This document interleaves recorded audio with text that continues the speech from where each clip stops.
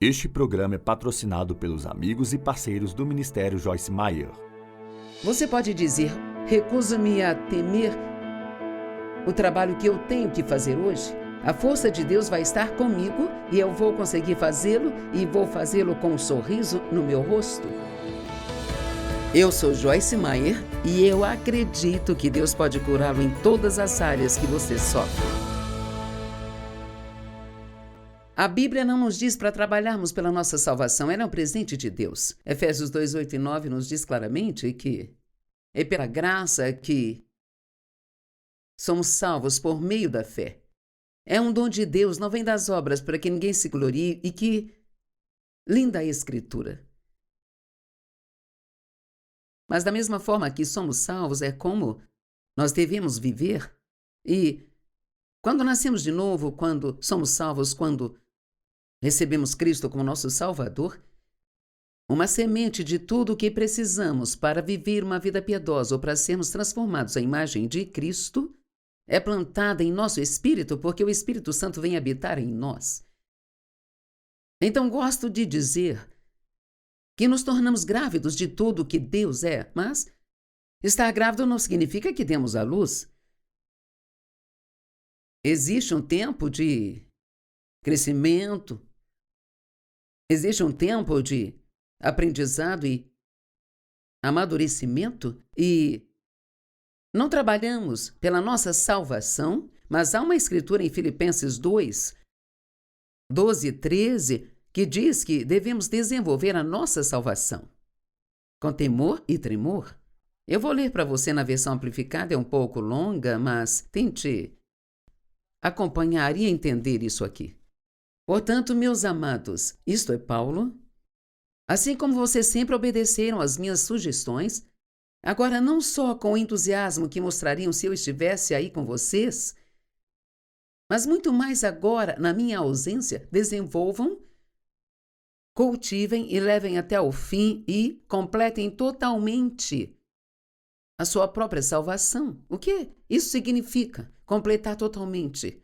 Sabe, a gente não recebe uma salvação completa? Sim, recebemos, mas completar e desenvolver significa você aprender a pegar o que está dentro de você e deixar isso mudar sua alma, sua mente, vontade e emoções, e depois agir através do seu corpo para que as pessoas possam ver Jesus através de você.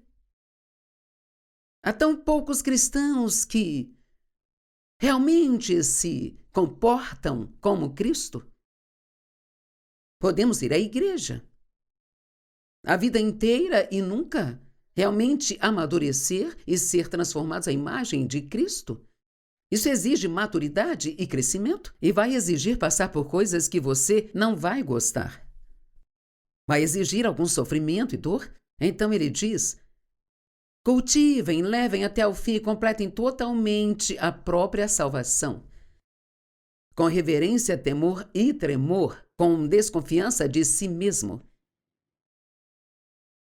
Não confie em si para fazer isso. Dependa de Deus. Com uma séria cautela, com uma consciência sensível e total vigilância contra a tentação. É disso que estamos falando? De como evitar cair em tentação. Recuando timidamente de tudo aquilo que possa ofender a Deus ou desonrar o nome de Cristo. Para ser honesta, você poderia pegar só essa escritura, isso está na versão amplificada clássica da Bíblia, você poderia estudar essa única escritura por uma semana e talvez só então conseguir entender o que ela significa. Agora, sabe, se eu fosse tentar resumir tudo o que está escrito aqui, eu diria: meus amados, desenvolvam a própria salvação com tremor e temor, mas não confiem em si mesmos para fazer isso. Reconheçam que só na força de Deus isso pode ser feito. É Ele quem faz a obra em vocês. Então, sejam sérios, resistam à tentação, submetam-se a Deus e mantenham uma consciência sensível e assim se afastem totalmente de tudo aquilo que possa ofender a Deus ou desonrar o nome de Cristo. Verso 13, não na sua própria força, pois é Deus quem está constantemente operando em vocês, dando energia e criando em vocês o poder e o desejo tanto para querer quanto para realizar a sua vontade, satisfação e alegria. Ok, eu trabalhei 48 anos no ministério e trabalhei muito duro, mas eu não teria conseguido se Deus não tivesse me dado a graça para isso. Então, realmente, não há nenhum sucesso que tenhamos pelo qual possamos tomar o crédito pelo que fazemos. E quando nós fazemos isso, quase sempre nós vamos cair na arrogância, vamos cair no orgulho e no fracasso. Porque o orgulho vem antes da queda. Um espírito arrogante vem antes da queda. Sabe, temos exemplos na Bíblia como o rei Nabucodonosor, que começou dando glória a Deus por todas as coisas que Deus fazia. Deus fez isso, e Deus fez aquilo, e Deus é tão grandioso. E apenas 31 versos depois, ele está construindo um monumento a si mesmo, sabe? E tomando crédito. E aí ele caiu no pecado do orgulho e se tornou como... Ele perdeu seu reino, se tornando como um animal selvagem no pasto. E felizmente está escrito que quando ele voltou a si, quando percebeu o que havia feito, ele se arrependeu. Então Deus restaurou tudo aquilo que ele havia perdido. Deus, ele é tão bom em restaurar para nós, sabe? Aquilo que perdemos. Então lembrem-se sempre, sempre, sempre, sempre. Peça a Deus por sua ajuda. Eu acho que ajuda-me, Senhor, é uma das orações que eu mais faço e você pode orar sobre tudo. Eu até peço a Deus para me ajudar a colocar as minhas lentes de contato direito. Não consigo pensar em nada na minha vida que eu não precise de ajuda. Eu sei que eu preciso de ajuda para ser paciente, de ajuda para me comportar piedosamente. Sei que preciso de ajuda para perdoar as pessoas quando me machucam. E você precisa de ajuda em algo? Ou é daquelas pessoas que conseguem fazer tudo sozinho? Agora eu tenho uma personalidade tipo A, eu poderia ser bem autossuficiente se eu não soubesse o que eu sei hoje. Mas Deus me ensinou desde o começo que qualquer coisa boa que aconteça através de você, reconheça que é porque eu trabalhei e lutei com você para conseguir trabalhar através de você. Não é você, sou eu trabalhando através de você. Sempre dê a Deus o crédito pelas coisas boas que Ele faz. E sabe, quando alguém elogia você, você pode receber o elogio e apenas dizer obrigado. Não precisamos dizer, não, é Deus, não sou eu. Apenas diga obrigado, mas depois certifique-se de dar o crédito a Deus quando estiver sozinho. Corrie ten Boom disse que cada elogio que ela recebia, ela considerava como uma rosa num buquê. E ela colecionava o buquê o dia inteiro, mas no fim do dia ela dava o buquê a Jesus. Eu acho isso maravilhoso. O Senhor Deus é a nossa força. Ele nos torna capazes de caminhar e progredir mesmo durante os tempos difíceis. Abacuque 3 fala de um animal chamado corça, C-O-R-A. Ele é um tipo de cervo cujos pés são formados de uma maneira especial que permite que ele suba rapidamente uma montanha. E a Bíblia diz: o Senhor Deus é a minha força, a minha coragem pessoal, meu exército invencível. Ele faz os meus pés como os da corça e me faz andar, não ficar parado de medo, mas andar e fazer progresso espiritual. Ouça isso, nos meus lugares altos. Quais são seus lugares altos? Problema, sofrimento e responsabilidade. Uau! Bem, a maioria de nós não pensaria que isso é um lugar alto, pensaríamos que é um lugar baixo.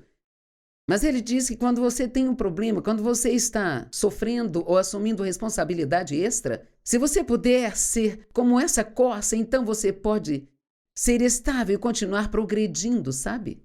Veja, a corça, ela é estável, mesmo em terrenos rochosos onde a maioria das pessoas cairiam. É isso que Deus quer do seu povo. Ele quer que nós mostremos sua força ao mundo, deixando-a operar através de nós. Ele quer que verbalmente demos a Ele o crédito. Isaías 40:31, uma escritura tão linda na qual meditamos muito e provavelmente a maioria já conhece, sabe? Os que esperam no Senhor renovarão as suas forças. Subirão com asas como águias, correrão e não se cansarão, andarão e não se fatigarão. Sabia que a palavra esperar, na verdade, é traduzida como esperança? Em muitas traduções diz os que esperam no Senhor. Esperar em Deus, para algumas pessoas, parece algo passivo em que você só senta e espera. Não é disso que se trata? Você pode estar inativo fisicamente, mas deve estar muito ativo espiritualmente. Esse é o momento para orar, confiar em Deus. E a esperança é uma parte tão importante disso, porque quando você está esperando que Deus faça algo em sua vida, você não pode se tornar sem esperança. E o tipo de esperança que Deus nos oferece não é o mesmo tipo de esperança que o mundo oferece, onde eu espero que aconteça, mas talvez sim, talvez não. Não. O tipo de esperança de Deus é uma esperança que espera que Deus faça algo incrível. Expectativa de que algo bom vai acontecer a qualquer momento. Agora veja, se você viver assim, vai estar feliz na maior parte do tempo, porque a maioria da nossa infelicidade vem de pensamentos errados, de pensamentos que nos colocam sempre para baixo, sabe? Talvez você tenha chegado ao fim de alguma coisa, mas nunca é tarde demais para sonhar novamente, nunca é tarde demais para ter um novo sonho ou uma nova visão, nunca é tarde demais para recomeçar. Se você ainda está vivo neste planeta e respirando, Deus tem um propósito para você. Sim, Deus tem um propósito para você. E talvez alguns de vocês tenham chegado ao fim de algo, talvez alguém que amava tenha morrido e agora você se encontra sozinho. Mas você não está sozinho porque Deus está com você. E se você deixar Ele te guiar, Ele vai te levar a lugares altos, lugares incríveis, novas coisas, novas oportunidades. Agora, uma das coisas que realmente precisamos fazer o tempo todo, mas especialmente quando estamos passando por provações e tribulações, é ter cuidado com o que pensamos e com o que falamos. E se você acha que você não precisa orar nessas áreas, então realmente precisa ouvir esta mensagem. Não pense ou diga que você está preso numa armadilha que nunca vai sair de lá. Creia e declare as bênçãos de Deus na sua vida, mesmo antes que você possa vê-las chegar. A fé é o título de propriedade das coisas que nós esperamos, das coisas que ainda não vimos. Uma vez que você tem a manifestação do que quer, não precisa mais de fé. A fé é para os tempos difíceis. Nós esperamos. E Deus é a nossa força nesses tempos, e você pode fazer progresso espiritual nesses tempos.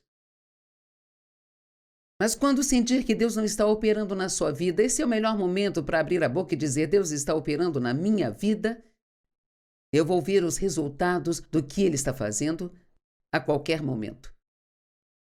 Confie em Deus todos os dias e verbalize que você confia nele. Declare que todos os dias você está mais perto e mais perto da sua vitória. Sua vitória já é uma realidade no reino espiritual? Você só está esperando que ela se manifeste no reino natural?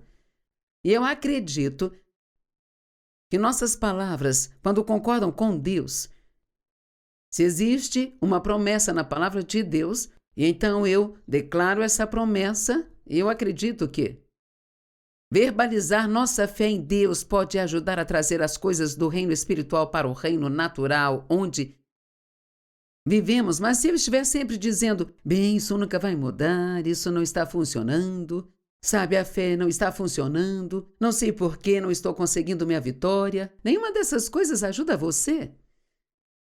Existe uma escritura maravilhosa em Salmo 103, 20.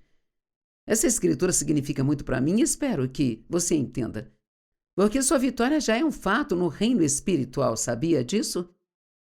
Mas você precisa cooperar com algumas leis espirituais que Deus colocou em movimento se quiser ver essa vitória na sua vida. E uma dessas leis é dizer aquilo que Deus diz. Agora ouça isso. Bendigam afetuosamente com gratidão e louvor ao Senhor. Salmo 103, 20. Vocês, os seus anjos, guerreiros poderosos que executam as suas ordens, atentos à voz da sua palavra. O que literalmente significa isso? Que quando falamos a palavra de Deus, os anjos começam a trabalhar a nosso favor para ajudar a trazer essas bênçãos até nós. Os anjos não vão trabalhar quando você estiver resmungando, reclamando e murmurando e sendo negativo. Nós amarramos as mãos deles quando fazemos isso, mas eles vão trabalhar em nosso favor quando chamamos as coisas que não são como se elas já fossem. Servimos a um Deus que chama as coisas que não são como se já fossem. Romanos 4,17, como está escrito, eu te constituí pai de muitas nações. Ele está falando de Abraão aqui. Ele foi constituído nosso pai diante de Deus em quem ele creu. Agora escute, isso é sobre Deus, o Deus que dá vida aos mortos e chama à existência as coisas que não existem como se já existissem. Uau! Uau, uau, uau! Deus, o próprio Deus chama as coisas que não são como se já fossem. O próprio Deus fala palavras no reino espiritual que se manifestam no reino natural. O fruto do que estamos dizendo. Pense nas coisas que você tem dito. Alguns podem dizer, não é à toa que estou tendo problemas na minha vida. Salmo 19,14 diz, sejam agradáveis as palavras da minha boca e a meditação do meu coração diante de ti, ó Deus. Deus não quer ouvir coisas negativas. O diabo adora quando somos negativos. Não seja negativo, mas seja sempre positivo. Não diga, eu duvido disso, eu duvido daquilo. Diga, eu creio em Deus, eu confio em Deus, eu creio que Ele está trabalhando na minha vida. Passei muitos anos da minha vida perguntando a Deus por quê isso, por quê? Porque eu fui abusada, porque não me livrou, porque minha mãe não fez algo a respeito, por quê? Mas eu mudei os meus porquês. Para Deus, eu confio em ti. Porque você pode perguntar por quê 1000 vezes e nunca obter uma resposta satisfatória. Talvez Deus te dê uma resposta, mas, na maioria das vezes, Ele não dá. Mas posso dizer, Deus, eu confio em ti? Posso ver Ele transformar aquela situação ruim na minha vida.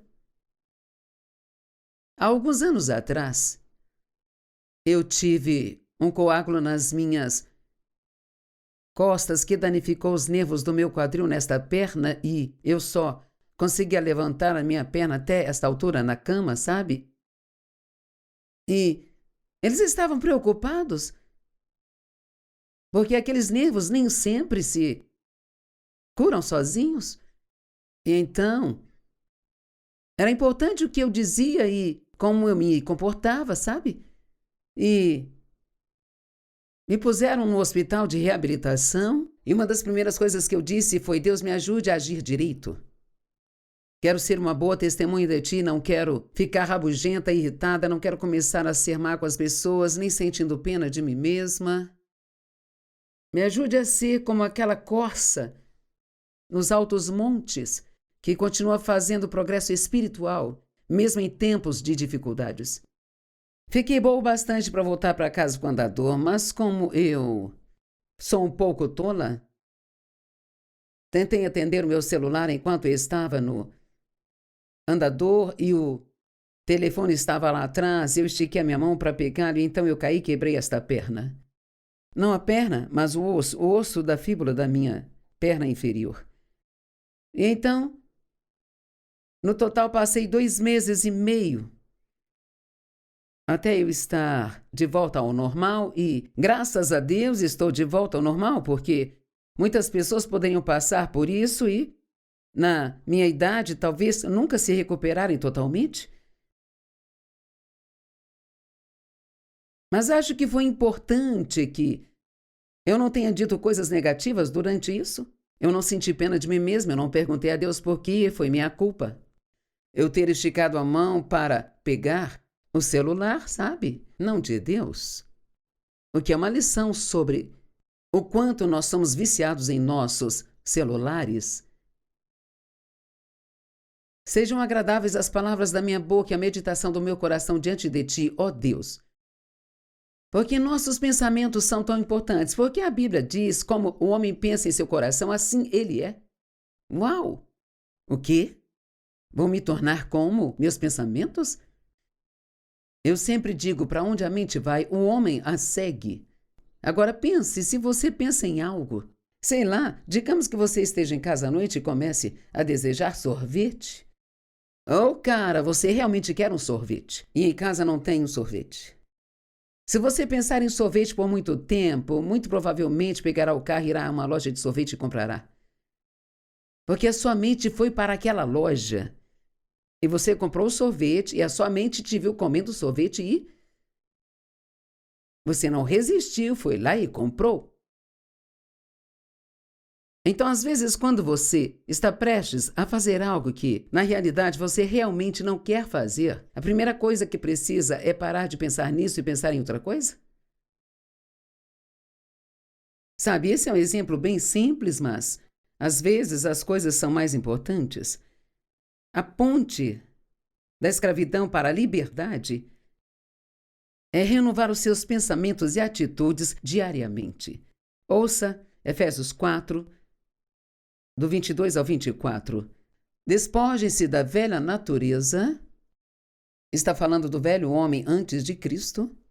Despojem-se, descarte de tudo que é velho em ti, que se caracteriza pela antiga forma de viver, que se tornou corrompido e o fez perdido em desejos e vontades enganosas. Sejam constantemente renovados no espírito da mente, tendo uma atitude mental e espiritual renovada. E revistam-se do novo homem, criado em Cristo para ser semelhante a Deus. Então, no verso 22 diz para nos livrarmos do velho homem, no 24 para nos vestirmos do novo homem, mas no 23 ele diz como fazer isso, renovando completamente a nossa mente e atitudes todo santo dia. Vista a natureza de Deus, decida ser grato. Decida confiar em Deus. Decida ser gentil com as outras pessoas. Planeje ser paciente. Você pode fazer isso, pode dizer, hoje eu não vou ficar de mau humor. Talvez você saiba que vai ter que fazer algo que realmente não gosta naquele dia, mas você pode dizer, recuso-me a temer o trabalho que eu tenho que fazer hoje. A força de Deus vai estar comigo e eu vou conseguir fazê-lo e vou fazê-lo com um sorriso no meu rosto. Porque Deus, Ele vai me dar a força para fazer o que eu preciso fazer. Vamos meditar nisso mais uma vez. Os que esperam no Senhor, os que põem nele sua esperança, renovarão as suas forças.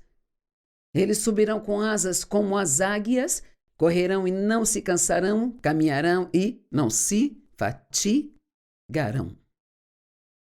Eu acho que é um novo dia para você e coisas boas já estão a caminho. Deus te abençoe.